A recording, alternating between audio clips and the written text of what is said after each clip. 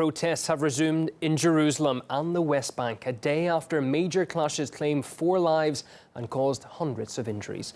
It comes as the fallout continues over Donald Trump's decision to recognize Jerusalem as the capital of Israel.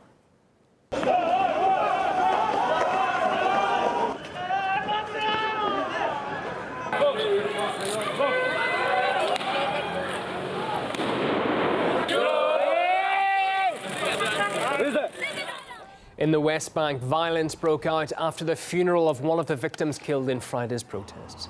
Palestinians threw rocks at the Israeli security forces, who responded with tear gas and rubber bullets. Local journalist Hind Kudari has been following the unrest.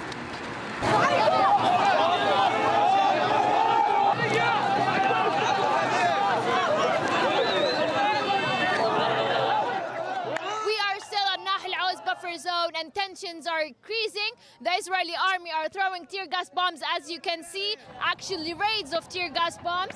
They're also throwing live bullets. As you can see, tear gas bombs are filling the place. People are running. The ambulance is here taking the injury.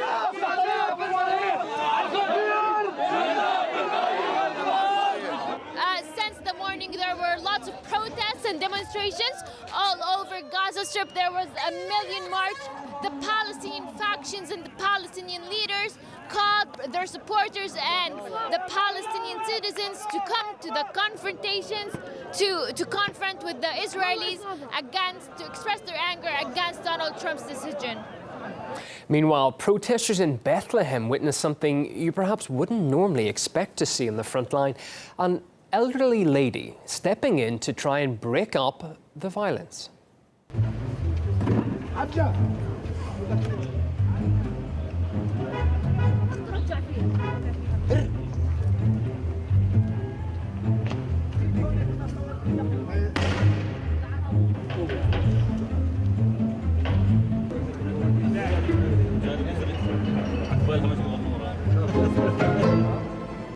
Well, pro-Palestinian demonstrations are being held worldwide, including in several European states. Hundreds demonstrated in Berlin on Friday. Local German police banned American and Israeli flags at the protest after many were set alight at previous rallies. While on the right of your screen there in Athens, protesters marched towards the U.S. Embassy. Analyst Jacqueline Vuga explains the scandal over Donald Trump's decision on Jerusalem has led to unexpected diplomatic consequences too.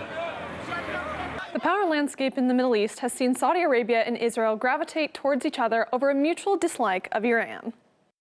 It's very clear we, Israel and Saudi Arabia, are practically on the same side. All Sunni countries are against Iran. And while both countries deny having any official diplomatic channels, whispers are growing behind the scenes about the extent of their cooperation. Last month, an Israeli military chief of staff was quoted as saying he was on the exact same page with the Saudis when it concerns Iran. I was sitting there listening to the remarks of a Saudi general, feeling like it could have been me, saying the exact same thing. It was like he was reading my own overview of the situation. So a definite psychic bond building there. That was until Trump threw a wrench in the works by recognizing Jerusalem as Israel's capital. Therefore, I have determined that it is time to officially recognize Jerusalem as the capital of Israel. Saudi Arabia joined the Muslim world's chorus of condemnation, saying East Jerusalem should be recognized as the Palestinian capital, a thought backed by its arch-rivals in Tehran. We condemn the U.S. decision on Jerusalem because of its great bias against the historical and permanent rights of the Palestinian people in Jerusalem.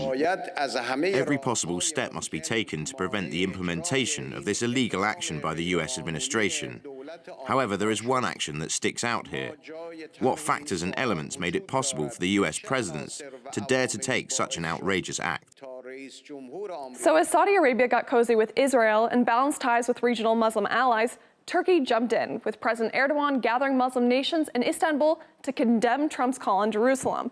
And it was there that Saudi Arabia reversed back to being on the same side with Iran and against Israel. Saudi Arabia with the majority of Arab states actually are heading towards establishing a certain alliance between them and Israel in the pretext of facing the Iranian threat. This alliance is pushed for by the United States of America as part of its grand strategy. The Saudis support Donald Trump's move because they want to dissolve and get rid of the Palestinian cause and as an obstacle towards establishing an alliance with Israel. However, they cannot be open in their position because this would embarrass them throughout the Arab Islamic world.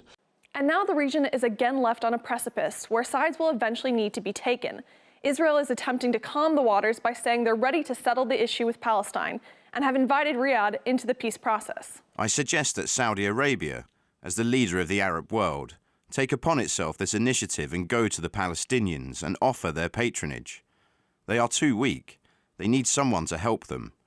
King Salman should come, give patronage to and lead the peace initiative with the Palestinians and the US. Meanwhile, the Saudi foreign minister says the kingdom has a roadmap to establish full diplomatic ties with Tel Aviv should there be a peace agreement with the Palestinians. But the question remains, will Saudi Arabia find a way to keep everyone happy? And if not, who will be left out in the cold this time?